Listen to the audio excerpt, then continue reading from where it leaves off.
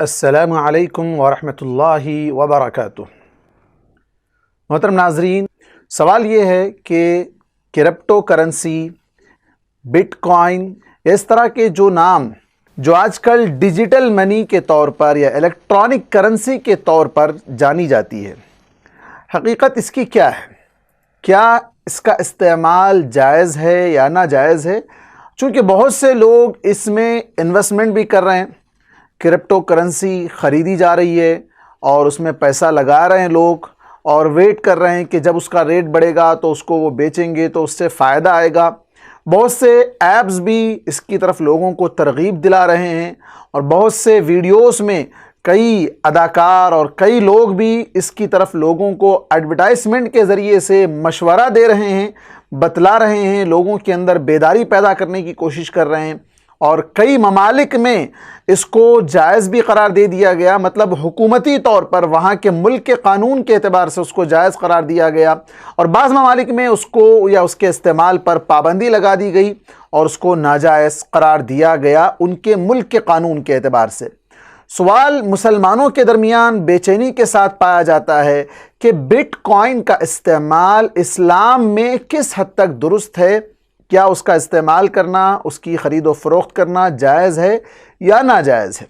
اس سلسلے میں فضیلت الشیخ سید حسین عمری مدنی حفظہ اللہ، جو کہ ناظم صوبہ جمعیت اہل حدیث تلنگانہ ہیں، انہوں نے بہت ہی محقق یعنی تحقیق کے ساتھ ریسرچ کر کے اس پر دلائل کے ساتھ بات کی ہے، اور اس سلسلے میں اس کی نظر ثانی پروف ریڈنگ فضیلت الشیخ ارشد بشیر مدنی حفظہ اللہ، جو کہ آسک اسلام پیڈیا کے بانی اور ڈائریکٹر ہیں، انہوں نے اس کی پروف ریڈنگ بھی کی ہے۔ آئیے دیکھتے ہیں اس سلسلے میں خلاصے کے طور پر کیا بات ہمارے سامنے آتی ہے۔ جیسا کہ شرعی حکم کے طور پر اگر بات کی جائے تو فتویٰ کمیٹی اور ماہرین معیشت اور ماہرین ٹیکنالوجی،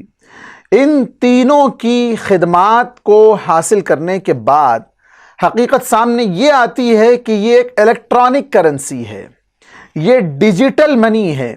یا صرف پروگرامنگ ہے، صرف پروگرامنگ ہے، ہاتھ میں آنے والی شے نہیں ہے۔ یعنی جیسے سونا ہے، چاندی ہے، یا کرنسی جو پیپر کرنسی ہے، یا اسی طرح جو کوائنس ہیں، یہ ساری چیزیں آپ کے ہاتھ میں آ سکتی ہیں، لیکن یہ کرنسی ایسی ہے جو صرف نمبرنگ ہے، ایک پروگرامنگ ہے جو صرف آپ کو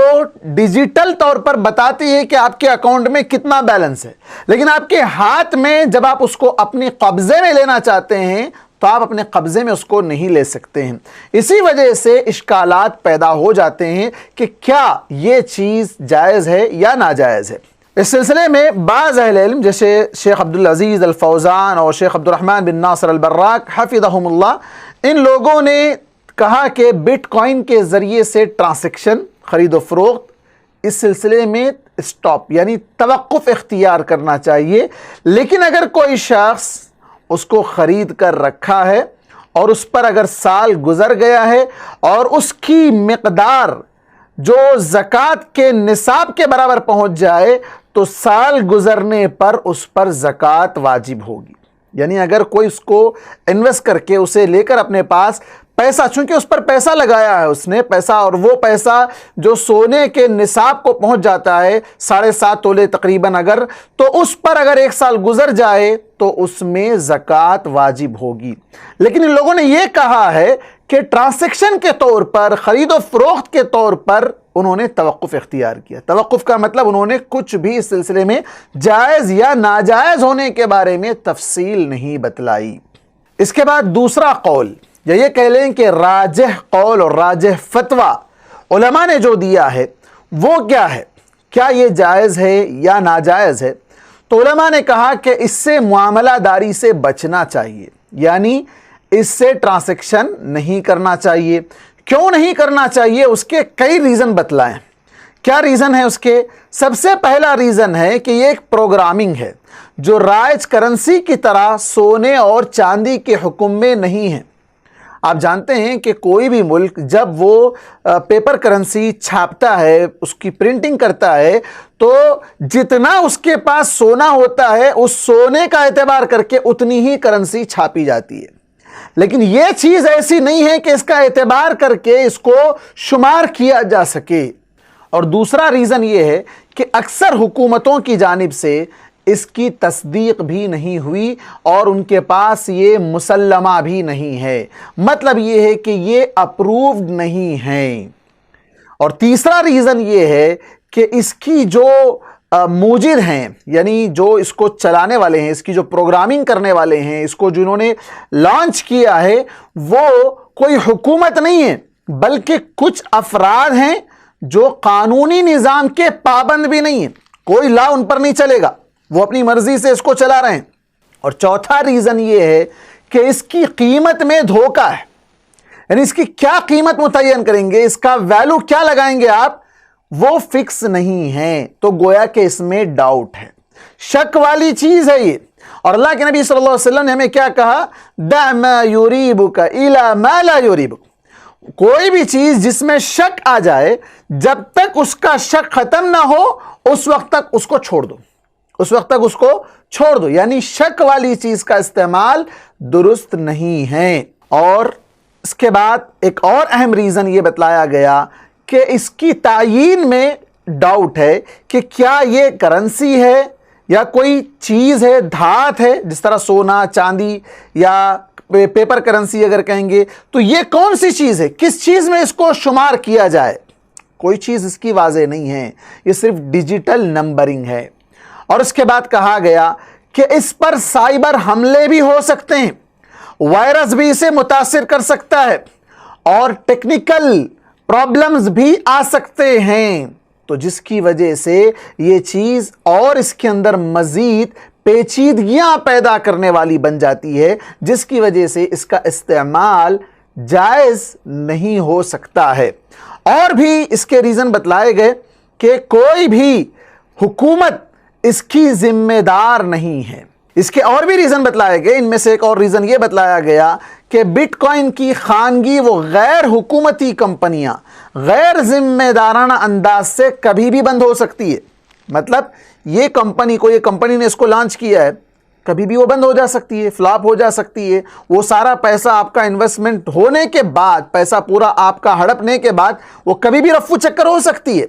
تو اس طرح یہ نقصان ہی نقصان ہے۔ اور اسی طرح بعض نے کہا کہ اس میں منی لانڈرنگ جیسے غیر قانونی سرگرمیاں بھی ہو سکتی ہیں۔ اور اسی طرح بعض نے کہا کہ یہ الیکٹرانک ویلٹس، یعنی یہ چیزیں کبھی بھی غرق ہو سکتی ہیں، مطلب اس کی چوری ہو سکتی ہے، اور یہ بے بھروسہ چیز ہے، اس میں مال کی حفاظت کی ضمانت نہیں ہے۔ اور یہ کہنے والے ڈاکٹر عبداللہ المطلق ہیں، اسی طرح شیخ سلیمان الرحیلی ہیں، شیخ صالح المنجد حفظہم اللہ، اور اسی طرح مصر کے مفتی اعظم ہیں، اور دارالافتاء جو فلسطین کی ہے وہاں، اور اسی طرح ترکی وہاں کی جو وزارت مذہبی امور ہے، انہوں نے بھی یہی کہا ہے کہ ہم اس چیز کو جائز نہیں قرار دیتے ہیں۔ تو خلاصہ کلام یہ نکلا کہ مصلحت، فوائد اور سہولیات پر نقصانات بہت زیادہ غالب ہیں، نقصان بہت زیادہ ہے۔ بعض لوگ کہیں گے کہ اس کا اتنا فائدہ ہے، اتنا فائدہ ہے، تو فائدہ کم ہے، نقصان زیادہ ہے۔ اور اکثر اہل علم کے موقف کے پیش نظر اس کی معاملہ داری ناجائز ہے، جس کی وجہ سے اس سے بچنا چاہیے۔ ہاں البتہ حدیث کی روشنی میں اگر کہا جائے تو جب اس کے اندر سے شکوک و شبہات اور ڈاؤٹس کلیئر ہو جائیں، اور یہ چیز کوئی ایک دھات کی شکل میں یا کوئی ایسی چیز جس پر قبضہ ہو سکے تب، اور اس کے اندر نقصانات کا احتمال نہ ہو، تب اس کے جواز کا فتویٰ مل سکتا ہے۔ لیکن جب تک یہ چیز واضح نہ ہو، اس کے ڈاؤٹس کلیئر نہ ہو، اور یہ اپنے قبضے میں پوری طرح نہ آ سکتی ہو، تب تک اس کے استعمال کے بارے میں جیسے بعض علماء نے توقف اختیار کیا اور بعض نے صراحتاً کہہ دیا کہ یہ جائز نہیں ہے، تو ہم بھی یہی کہیں گے کہ جب اس کے اندر اتنے سارے احتمالات ہیں اور اتنے سارے اس کے نقصانات ہیں، تو بٹ کوائن اور کرپٹو کرنسی جس میں نقصانات زیادہ ہیں، فائدے بہت کم ہیں، اور اس لیے کہ یہ ایک ڈیجیٹل نمبرنگ اور پروگرامنگ ہے، قبضے میں آنے والی چیز نہیں ہے، تو جس کی وجہ سے اس کا استعمال کرنا بھی جائز جائز نہیں ہے، اس کی خرید و فروخت بھی جائز نہیں ہے، اور اس کے دھوکے میں آ کر بہت سے لوگ اپنا پیسہ لگا رہے ہیں، تو ہو سکتا ہے کہ وہ کبھی بھی ان کا پیسہ ڈوب جائے۔ اللہ تبارک و تعالیٰ سے دعا ہے کہ اللہ تبارک و تعالیٰ ہم تمام کو ایسے فتنوں سے محفوظ رکھے، اور اللہ تبارک و تعالیٰ ہمیں حلال کمانے، حلال کھانے کی توفیق عطا فرمائے، حرام سے اللہ تبارک و تعالیٰ ہماری حفاظت فرمائے۔ آمین۔ وآخر دعوانا ان الحمد للہ رب العالمین۔